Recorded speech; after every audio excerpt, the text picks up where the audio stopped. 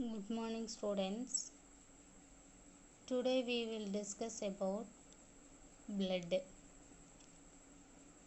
Already we learned transportation in plants. Now circulation in animals. Okay, இதுக்கு முன்னாடி நம்ம இந்த லெசனோட டாபிக் என்ன அப்படின்னா transportation in plants and circulation in animals அப்படின்னு சொன்னோம். பிளான்ட்ஸில் எப்படி டிரான்ஸ்போர்ட்டேஷன் நடக்குது அப்படின்றத நம்ம பார்த்துட்டோம். ஸோ அதுக்கு அடுத்து இருக்கிறது சர்க்குலேஷன் இன் அனிமல்ஸோட சர்க்குலேஷன் எப்படி இருக்குது அப்படின்றத நம்ம பார்க்க போகிறோம்.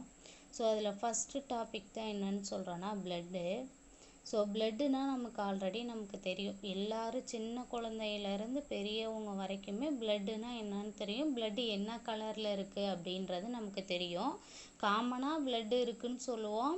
ஸோ அடுத்து பிளட்டு அப்படின்னா ரெட் கலராக இருக்குது அப்படின்றது எல்லாருக்கும் தெரியும். பட் அதில் இருக்கக்கூடிய காம்பனண்ட் என்ன, ஸோ பிளட் செல்ஸில் எத்தனை டைப் ஆஃப் செல்ஸ் இருக்குது, ஸோ அதோட ஃபங்க்ஷன் என்ன, ஒவ்வொரு செல்ஸோட வேலை என்ன, அது எங்கே இருக்குது அப்படின்றத பற்றி படிக்கிறது தான் நம்ம என்னன்னு சொல்லுவோன்னா இந்த சர்க்குலேஷனில் இருக்கக்கூடிய ஃபஸ்ட்டு டாப்பிக்கு பிளட் அப்படின்னு சொல்கிறோம். ஓகே, ஸோ பிளட் அப்படிங்கிறது மெயின் சர்க்குலேட்டரி மீடியம் இந்த ஹியூமன் பாடியிலேயே ஒரு மெயின் சர்க்குலேட்டரி மீடியம் தான் நம்ம எதுன்னு சொல்லுவோன்னா பிளட் அப்படின்னு சொல்கிறோம்.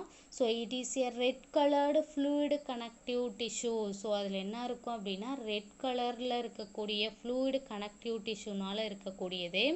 So next one is components of blood. What are the components of blood? The blood consists of two main components. One is fluid plasma. So plasmaல இருக்கக்கூடிய ஒரு திரவ பிளாஸ்மா இருக்கக்கூடியது. பிளாஸ்மாங்கிறது ஒரு ஃப்ளூயிடு மாதிரி இருக்கக்கூடியது, திரவமாக இருக்கக்கூடியது. அண்ட் தென் ஃபார்ம்டு எலமெண்ட்ஸ் அப்படின்னா அதில் மிதக்கக்கூடிய பொருட்கள், அதுதான் ஃபார்ம்டு எலமெண்ட்ஸ் அப்படின்னு சொல்கிறோம். ஸோ அதான் blood cells which are found suspended in the plasma. Okay, now we will discuss about first one is plasma. So what is plasma? So plasma அப்படிங்கிறது it is a slightly alkaline. So அல்கலின்னா நமக்கு என்னன்னு தெரியும். So என்னவா இருக்கும் அப்படின்னா குறைந்த அளவுக்கு காரத்தன்மை, சிறிதளவு பிளாஸ்மா அப்படிங்கிறது எப்படி இருக்கும், ஸ்லைட்லி அல்கலின் அப்படிங்கிறது என்னன்னா சிறிதளவு காரத்தன்மை இருக்கக்கூடியது. And then it contain non cellular substance. So இதில் உயிரற்ற திரவ பொருட்களையும் இருக்கக்கூடியது, அதான் நான் செல்லுலார் சப்ஸ்டன்ஸ் அப்படின்னு சொல்கிறோம். ஸோ விச் கன்சிஸ்ட் ஆஃப் எவ்வளோ இருக்கும் நான் செல்லுலார் சப்ஸ்டன்ஸ் அப்படின்னு பார்த்தீங்கன்னா 55% ஆஃப் த பிளட். ஸோ ஒரு பிளட்டில் 55% என்ன இருக்கும் அப்படின்னா நான் செல்லுலார் சப்ஸ்டன்ஸ் இருக்குது. ஸோ அதுதான் உயிரற்ற திரவ பொருள் அப்படின்னு நம்ம சொல்லுவோம். அண்ட் தென் ஆர்கானிக் சப்ஸ்டன்ஸ் எது எது அப்படின்னு பார்த்தீங்கன்னா கரிம, கனிமம், அதான் ஆர்கானிக்னா கரிம அப்படின்னு சொல்லுவோம். ஸோ லைக் ஏ புரோட்டீனு, குளுக்கோஸு, யூரியா. ஸோ இது எல்லாமே நம்ம என்னன்னு சொல்கிறோம் அப்படின்னு பார்த்தீங்கன்னா ஆர்கானிக் சப்ஸ்டன்ஸ் அப்படின்னு சொல்கிறோம். இது எல்லாமே நம்ம என்னன்னு சொல்கிறோம் ஆர்கானிக் சப்ஸ்டன்ஸ் அப்படின்னு சொல்கிறோம். ஸோ எதெல்லாம் ஆர்கானிக் சப்ஸ்டன்ஸுன்னு நம்ம சொல்கிறோம் அப்படின்னு பார்த்தீங்கன்னா புரோட்டீன் ஒன்று சொல்கிறோம். ஸோ அண்ட் தென் குளுக்கோஸ் சொல்கிறோம், urea, enzymes, hormones, vitamins and minerals R present in the plasma.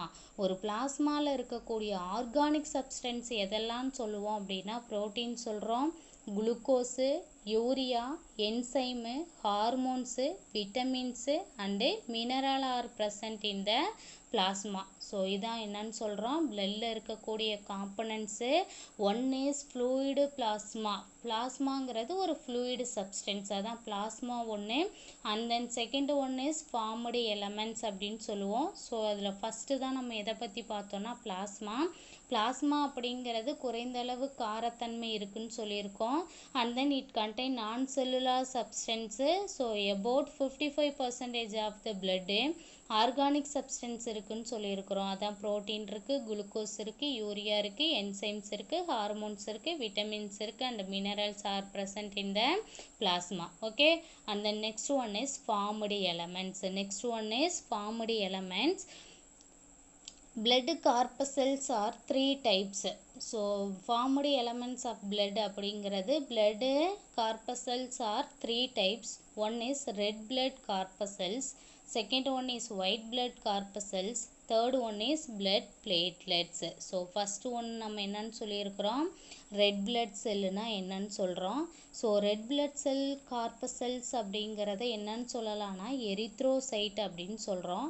Second ஒன்று white blood cell corpuscles are என்னன்னு சொல்லலாம் அப்படின்னா லியூகோசைட்ஸ்ன்னு சொல்கிறோம்.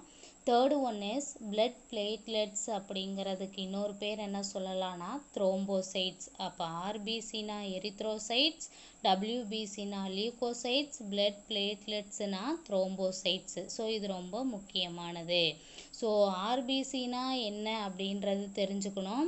ஸோ அதனால் இதை தெளிவாக படிச்சுக்கணும். ஸோ இதெல்லாம் important. RBC red blood corpuscles or erythrocytes, white blood corpuscles are leukocytes, blood platelets are thrombocytes. Okay, now we will discuss about first one is red blood cells. So first one நம்ம எதை பற்றி பார்க்குறோம், red blood cellனா என்னன்னு பார்க்குறோம். சரியா?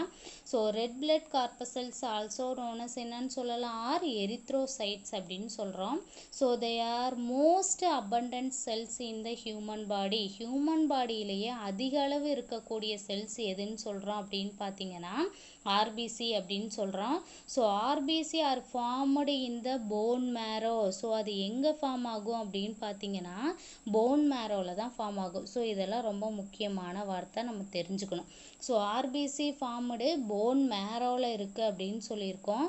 So ஆர்பிசியோட impact என்ன அப்படின்னு பார்த்தீங்கன்னா red colour. So blood due to presence of respiratory pigment is called hemoglobin. So அதில் இருக்கக்கூடிய respiratory pigment நம்ம என்னன்னு சொல்கிறோம் அப்படின்னா ஹீமோக்ளோபின் அப்படின்னு சொல்கிறோம். ஸோ அண்ட் தென் மெச்சூர்டு மேமலியன்ஸாக இருந்துச்சு அப்படின்னா do not have a cell organelles. So அதில் என்ன இல்லை அப்படின்னா செல் ஆர்கனல் இல்லை. எதில் மெச்சூர்டு மேமலியனாக இருக்கிறதுல மேமலியன்ஸ் அப்படின்னா என்னன்னு சொல்லுவோம் அப்படின்னு பார்த்தீங்கன்னா பாலூட்டிகள். மெச்சூர்டு மேமலியன்ஸாக இருந்துச்சுன்னா do not have a cell organelles. ஆர்பிசியில் என்ன கிடையாது, cell organelles and then nucleus கிடையாது. செல் ஆர்கனல்ஸ் இல்லை. So what are the cell organelles, mitochondria, ribosomes, lysosomes, this all are என்னன்னு சொல்லுவோம் செல் ஆர்கனல்ஸ். செல் ஆர்கனல்ஸ் இல்லை, நியூக்ளியஸும் இல்லை. ஸோ இது ரொம்ப முக்கியமானது. ரெஸ்பிரேட்டரி பிக்மெண்ட் அப்படிங்கிறது என்னன்னு சொல்கிறோம் ஹீமோக்ளோபின். மெச்சூர்டு மேமலியன்ஸாக இருந்துச்சுன்னா ஆர்பிசியில் do not have a cell organelle இல்லை அண்ட் தென் நியூக்ளியஸ் இல்லை. ஸோ இது என்ன ஷேப்பில் இருக்கும் அப்படின்னா disc shaped, biconcave and disc shaped. Biconcave அப்படிங்கிறதுல see the diagram. ஸோ இந்த டயக்ராமை பாருங்கள். ஸோ பார்க்குறதுக்கு எப்படி இருக்கும் அப்படின்னா நம்ம இந்த ஆல்பலீபன் சாப்பிட்றோம் இல்லைங்களா மிட்டாயி. ஸோ அந்த ஆல்பலீபன் சாக்லேட்டு எப்படி இருக்கும், சென்டரில் குழியாட்டமும் அதை சுற்றியும் எப்படி இருக்கும்னா மேடாக இருக்கிற மாதிரி இருக்கும். ஸோ இதுதான் என்னன்னு சொல்லுவோம்னா ஆர்பிசி செல்ஸு. ஸோ அதனால இது எப்படி இருக்கும்னா பை கான்கேவ் குழி மாதிரி இருக்கும். ஸோ கான்வெக்ஸு லென்ஸு, கான்கேவ் லென்ஸு நான் உங்களுக்கு ஃபிசிக்ஸில் தெரியும். ஸோ இங்கே வந்து இது எப்படி இருக்கும் அப்படின்னா குழி மாதிரி இருக்கிறதுனால இதுக்கு பேர் பை கான்கேவ் அண்டு டிஸ்க் ஷேப்டுன்னு சொல்கிறோம். ஸோ இதோட லைஃப் ஸ்பேன் எவ்வளோ நாளைக்கு இது இருக்கும் அப்படின்னு பார்த்தீங்கன்னா 120 days. எந்த ஒரு செல்லாக இருந்தாலுமே ஒரு தடவைக்கு அது லைஃப் சைக்கிளை முடிச்சுட்டு அடுத்து அது வந்து புதுப்பிச்சுக்கும். ஸோ அப்போ ஒரு ஆர்பிசி செல்ஸோட லைஃப் ஸ்பேன் எவ்வளோ இருக்கும் அப்படின்னா 120 days. இது ரொம்ப இம்பார்ட்டண்ட்டான 1 mark question. Okay, RBC involved transport of oxygen from lungs to tissue. So இதோட இன்வால்மெண்ட் என்ன அப்படின்னு பார்த்தீங்கன்னா எதில் இன்வால்வ் ஆகும்னா டிரான்ஸ்போர்ட் பண்ணும். ஆக்சிஜன் ஃப்ரம் லங்ஸ் டு டிஷ்யூக்கு என்ன பண்ணிக்கும் அப்படின்னா ஆக்சிஜனை என்ன பண்ணும், டிரான்ஸ்போர்ட் பண்ணும். ஸோ இதுதான் ஃபஸ்ட் இருக்கக்கூடிய ரெட் பிளட் கார்பசல்ஸ் அப்படின்னு சொல்கிறோம். ஓகேவா? And then next do you know ஒன்று கொடுத்துருக்காங்க. இது முக்கியமான ஒரு இம்பார்ட்டண்ட். ஸோ பயாலஜிலே நமக்கு இந்த மாதிரி பாக்ஸில் கொடுக்கறது ரொம்ப இம்பார்ட்டண்டான 1 mark. ஸோ அதனால் எல்லாத்தையுமே தெரிஞ்சுக்கணும். இதில் ஃபஸ்ட்டு இருக்கிறத நம்ம ஏன் வந்து கொஸ்டின்னு why do mammalian RBC lack cell organelle and nucleus அப்படின்னு சொல்லியிருக்கிறோம். ஏன் வந்து மேமலியனில் ஆர்பிசியில் என்ன இல்லை அப்படின்னா செல் ஆர்கனல் இல்லை, நியூக்ளியஸ் இல்லை அப்படின்றது தான். ஸோ அது என்ன காரணம்னு சொல்லியிருக்காங்கன்னா மேமலியன் RBC lack a nucleus and make the cells biconcave and increase surface area for oxygen binding. ஆர்பிசியில் நியூக்ளியஸ் லேக்காக இருக்கிறதுனால அது என்னத்தை உருவாக்கும், பைகான்கேவா செல்ஸ் இருக்கிறதுனால அதோட சர்ஃபேஸ் ஏரியா இன்க்ரீஸ் ஆகும். இன்க்ரீஸ் ஆகிறதுனால அங்கே அந்த ஆக்சிஜனை போய் பைண்ட் பண்ணி வச்சுக்கிறதுக்கு யூஸ்ஃபுல்லாக இருக்கும். அந்த மேடான பகுதியில் அதிக அளவு என்ன பண்ணிக்கும் அப்படின்னா ஆக்சிஜனை பைண்ட் பண்ணி வைக்கும். அப்போ நியூக்ளியஸ் இருந்துச்சுன்னா ஆக்சிஜனை பைண்ட் பண்ண முடியாது. ஸோ நியூக்ளியஸ் ஆப்சன்ஸாக இருக்கிறதுனால சர்ஃபேஸ் ஏரியாவை இன்க்ரீஸ் பண்ணி ஆக்சிஜனை வந்து என்ன பண்ணிக்கும்னா பைண்ட் பண்ணிக்கும். சரிங்களா? ஸோ அடுத்து loss of mitochondria. Cell organelle இல்லைன்னு சொன்னோம். இப்போ ஃபார் எக்ஸாம்பிளுக்கு மைட்டோகாண்ட்ரியா கொடுத்துருக்காங்க. மைட்டோகாண்ட்ரியா இல்லை அப்படின்னா so mitochondria allow the RBC to transport all the oxygen to tissue. Mitochondria loss ஆயிடுச்சு இல்லை அப்படின்னா அது எதை அலோவ் பண்ணுன்னா RBC transport all the oxygen to tissue, ஆக்சிஜனை டிரான்ஸ்போர்ட் பண்ணுறதுக்கு யூஸ்ஃபுல்லாக இருக்கும். மைட்டோகாண்ட்ரியா இருந்துச்சுன்னா பண்ண முடியாது. ஸோ இல்லை அப்படின்னா அப்போ ஆர்பிசி வந்து அங்கே டிரான்ஸ்போர்ட் பண்ணுறதுக்கு யூஸ்ஃபுல்லாக இருக்குது. And loss endoplasmic reticulum. Endoplasmic reticulum இல்லாததுனால more flexibility for RBC to move through the narrow capillaries. So RBC வந்து ஃப்ளெக்சிபிலிட்டியாக இருக்கும். ஃப்ளெக்சிபிலிட்டி மீன்ஸ் நெகிழ்வுத்தன்மை. ஸோ நெகிழ்வுத்தன்மையாக இருக்கிறதுனால மூவ் பண்ணிக்கும் த்ரோ த எதன் வழியாக நேரோ கேபிலரிஸ் வழியாக என்ன பண்ணிக்கும் அப்படின்னா மூவ் பண்ணுறதுக்கு எது இல்லாததுனால யூஸ்ஃபுல்லாக இருக்குன்னா எண்டோபிளாஸ்மிக் ரெட்டிகுலம். சரியா? ஸோ இதான் மோர் டு நோ. ஓகேவா?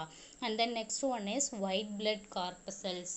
Next one is white blood corpuscles அப்படின்றது தான் ஆல்சோ நோன் அஸ் என்னன்னு சொல்கிறோம், லியூகோசைட்ஸ் அப்படின்னு சொல்கிறோம். ஸோ இந்த லியூகோசைட்ஸில் WBCR கலர்லெஸ், இது ரொம்ப முக்கியமான 1 மார்க்கு.